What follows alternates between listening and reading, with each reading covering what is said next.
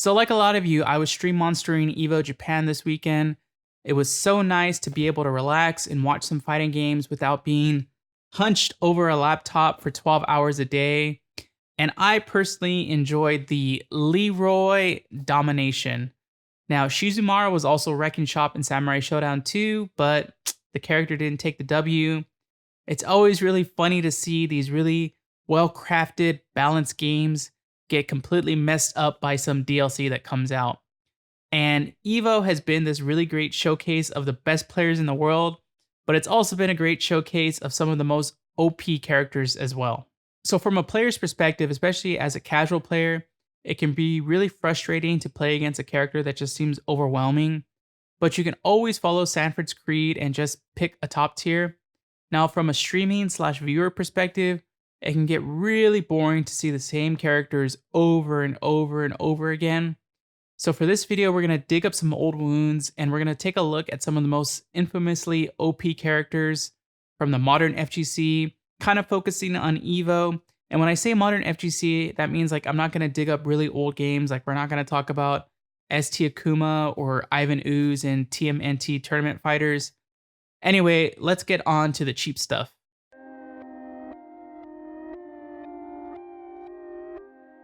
The Street Fighter 4 series started with the king himself on top.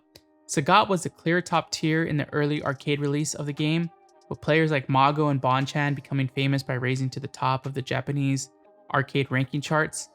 Now in the US, the character was also popular, but it didn't really dominate tournaments as much. Justin Wong really dominated tournaments at this point in time, although there were famous Sagats like Long Island Joe. Now, Super Street Fighter 4 was highly praised by having a really balanced tier list, and a lot of characters were used during this era. Although there were powerful characters like Cammy, who rose up, and Sako kind of showed how broken that could be. But all that balance was really smashed with the arcade version release, when Young came to the top and just started dominating everything. So every top player had to have a pocket Young or have a counter against the character, and this eventually led to the rise of Kazunoko, who had a really fearless style of Yun play, and this even culminated in a Capcom Cup championship for him. And even Ryu diehard Daigo switched over to Yun, and this led to one of the most famous EVO moments during Top 8, when Daigo was denied his three-peat by Latif. Eventually, Ultra Street Fighter 4 came out, and the top spot went to Elena and EVO Ryu, but Yun was still a very dangerous and viable character for tournament results, and I still remember the stress of streaming and watching that super meter build up, and knowing that there's going to be a Genai Jin or a Red Focus into Ultra coming soon.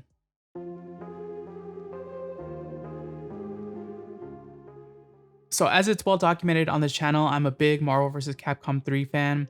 I really love streaming the game. I even love watching matches with Chris G and the Mori Doom. I love the control that it took to really lock down the whole screen like that, and the tension that would build up when the other player would actually get in and maybe get a hit on the Morrigan.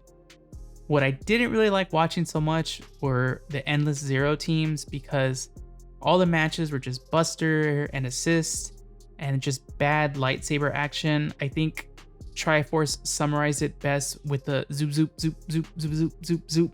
It was actually kind of surprising to me, is despite how many different Zero players there were and how prolific they were, like Flux and Cloud 805, that there was actually only one Zero player that was an EVO champion, and that was Flocker.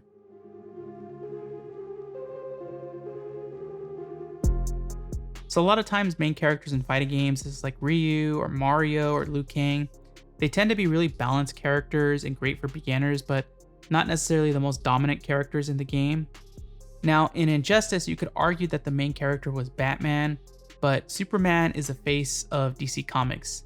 And at least in the first phase of Injustice, Superman was that Golden Age Superman. So this buffed up Superman was showcased in the best and worst way during Injustice's first EVO Top 8. So there was 3 Superman players in the top 8, with KDZ Superman taking the whole thing. This was to a very muted crowd that had a negative social media response, to say the least, after seeing a couple hours of Superman's freeze breath. And thankfully, the following EVO, this was better. There was more DLC that came out, and eventually Batgirl took the top spot, and this was also during the rise of Sonic Fox.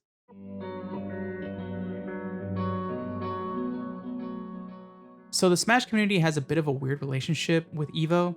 So despite members of the FGC saying that Smash isn't a real fighting game, if you take a look at the number of entrants at EVO, Smash has gotten bigger and bigger every year, and now it has the most amount of entrants out of all the games at EVO. This is Smash Japan and even at EVO World Finals. But the introduction of Bayonetta into Smash Bros. For Wii U led to two of the most infamous moments in EVO history. The first was during the Grand Finals of EVO 2017. This is the year when Zero looked super dominant and looked guaranteed to get an EVO title, and was shocked in Grand Finals by Salem using Bayonetta taking the crown.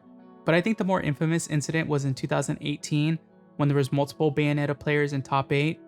The crowd started booing the players early on, and the players definitely reacted to this.